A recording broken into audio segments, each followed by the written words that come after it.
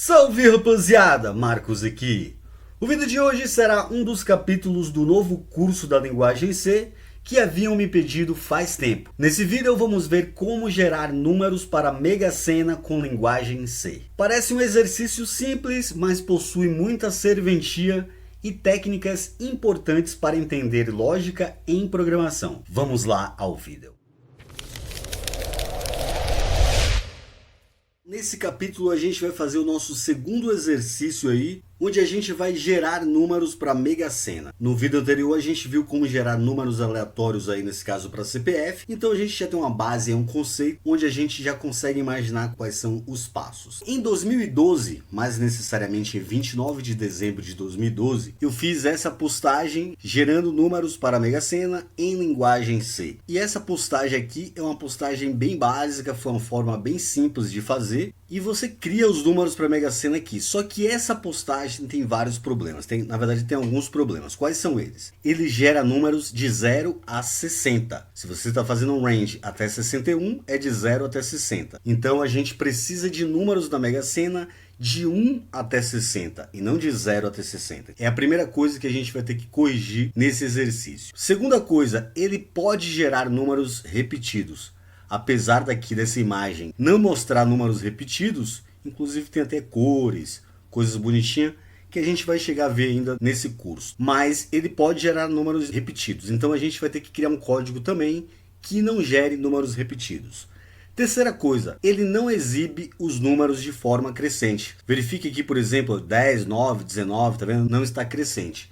Então a gente vai fazer com que os números sejam exibidos em forma crescente. Outra coisa também, quarto ponto, é que ele não exibe todos os números com duas casas decimais. Por exemplo, ó, 10 tem duas casas decimais, mas se for menor do que 10, 9 tinha que ser 0,9. Esse caso aqui eu teria que ser 0,8. Então a gente também vai corrigir isso.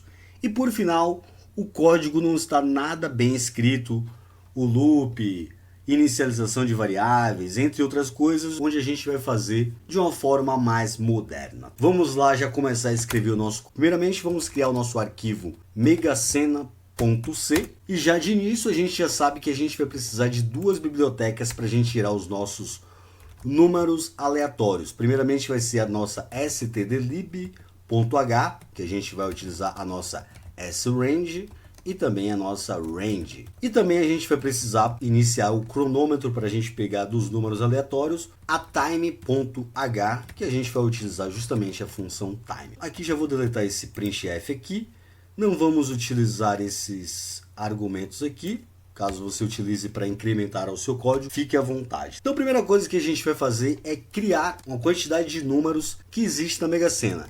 E vamos chamar de qtd_nums, vai ser 6 números, que é justamente 6 números que a gente gera para a Mega Sena. E depois a gente vai criar um array que vai ficar armazenado os números que a gente vai exibir, que serão incrementados de forma aleatória.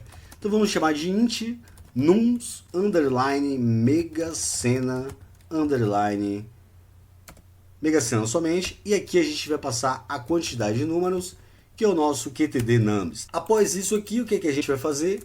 A gente vai gerar números randômicos.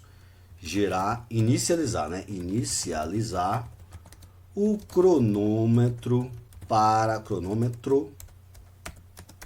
obter os números aleatórios. Perfeito, aqui eu já vou colocar Mega Sena precisa de 6 números. Como a gente vai escrever esse código um pouco rápido, vamos comentar tudo aqui para ficar bem legalzinho. Para inicializar, a gente já viu srange, que vai receber o nosso time, e a nossa função recebe um null. E agora a gente já vai printar aqui os nossos números com o nosso loop for, de 1 até qtd_nums, que vai ficar 6, né? Então vai ser 0, 1, 2, 3, 4, 5. E aqui dentro a gente vai pegar o nosso nums underline megasena. Dentro do nosso loop, o i vai ser igual ao nosso range, porcentagem de 60, vai de 0 até 59. Só que se a gente somar mais um, vai de 1 até 60. É sempre recomendado você colocar toda essa operação aqui, ó, entre parênteses, que aí você protege essa operação. Apesar de funcionar sem, mas é bom você fazer isso aí, que aí fica mais legal. Gerar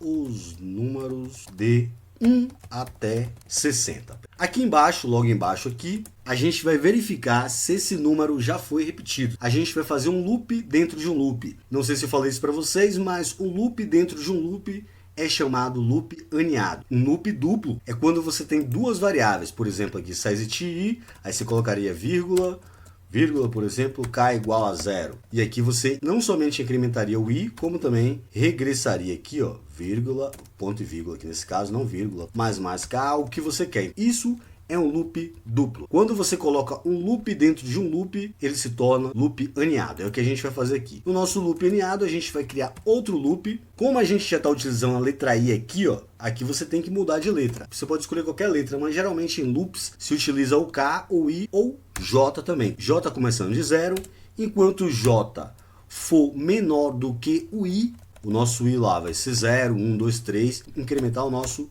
j. E aí a gente vai fazer a nossa condição seguinte: se a nossa nuns Mega Sena, a posição dela aí, for igual a nuns Mega Sena, só que agora a posição j, o que a gente vai fazer? A gente vai pegar o nosso i e vai regredir. Pode ser i menos menos, e aí desse jeito a gente faz um break. Pode ficar um pouco complicado, vamos até colocar aqui em cima, ó, verificar se o número foi repetido, maiúsculo, para ficar legal. Dessa forma aqui a gente já consegue mostrar os nossos números. Então se a gente vier aqui, ó, imprimir os números, vamos jogar aqui o nosso for, até que em QTD underline numbers, né? Não precisa nem fazer size off aqui, a gente já tem o QTD numbers que é o 6, basta a gente pegar o nosso printf aqui, ó, e imprimir o nosso decimal, que será, vamos colocar um espaço, né, entre aspas duplas, decimal, um espaço para ficar espaçado todos os números, o nosso QTD numbers, que já vai ter conteúdo que será adicionado aqui, e tá, não é o nosso QTD numbers, né? Lógico que é o nosso Mega Sena, nuns Mega Sena i. Vamos ver se a gente está fazendo as coisas certas ou não. Lembrando que como você está colocando, a gente está colocando um espaço aqui, automaticamente quando você rodar, vai colar no prompt. Você poderia dar um printf /n aqui, ou também existe a função putchar. A diferença é que ele recebe um char. Quando é string, você pode colocar em aspas duplas. Quando é char, é aspas simples. Então, a gente coloca somente um /n, que equivale a somente um caractere, que é um char. Se a gente sair daqui, compilar o nosso megasena.c, a.out, vai lá, ó, 32, 37, 59, 45, 56 e 35. Rodar de novo. Veio todos os números, mas não veio números repetidos entre os que aparecem. Só que a gente não colocou em ordem. O 11 apareceu por último, por exemplo. Então é isso que a gente vai fazer agora. Para a gente colocar em ordem aqui dentro, vamos criar outro loop. Nesse caso aqui, como é fora do loop de cima, ó, eu posso repetir o i, lógico, né, por razões lógicas. Só que a gente vai fazer de novo até o nosso QTD. Opa, eu sempre não consigo apagar esse count que aparece aí, QTD numbers. Daqui até aqui, o que a gente vai fazer? Agora a gente vai fazer de novo um outro loop aninhado. A gente poderia até pegar isso aqui para economizar tempo. Vamos colocar aqui e eu vou explicar para vocês qual que é a lógica. Veja o seguinte, vamos apagar o conteúdo aqui de dentro porque é somente o loop que é aninhado. O i e aqui é j. Aqui nesse caso vai ser o j menor do que TD numbers. Verificar primeiramente se o número nuns Mega Sena i for maior do que o nuns Mega Sena j. Aqui dentro do loop do j, senão a gente não vai conseguir verificar o j, a gente vai fazer essa verificação. Se nuns Mega Sena i for maior do que nuns Mega Sena j. Eu já vou explicar para vocês qual que é a lógica aqui, você vai entender facilmente. Se isso aí acontecer, o que é que eu vou fazer? Eu vou criar uma variável temporária em tempo de execução do loop, então ela sempre será criada aqui dentro. Temp será igual ao nosso nuns Mega Sena da posição i, eu armazenei essa posição do i em temp. Agora eu vou fazer um swap. Vou pegar o nuns Mega Sena da posição j e vou atribuir ao nuns Mega Sena, que é o contrário, né? Do i, primeiramente, ao j. Agora aqui embaixo eu vou fazer o seguinte, os nuns Mega Sena j vai ser igual ao nosso temp. O temp será destruído automaticamente sempre no final do loop. Outra coisa, o j a gente tem que começar, ó, da posição do i mais 1.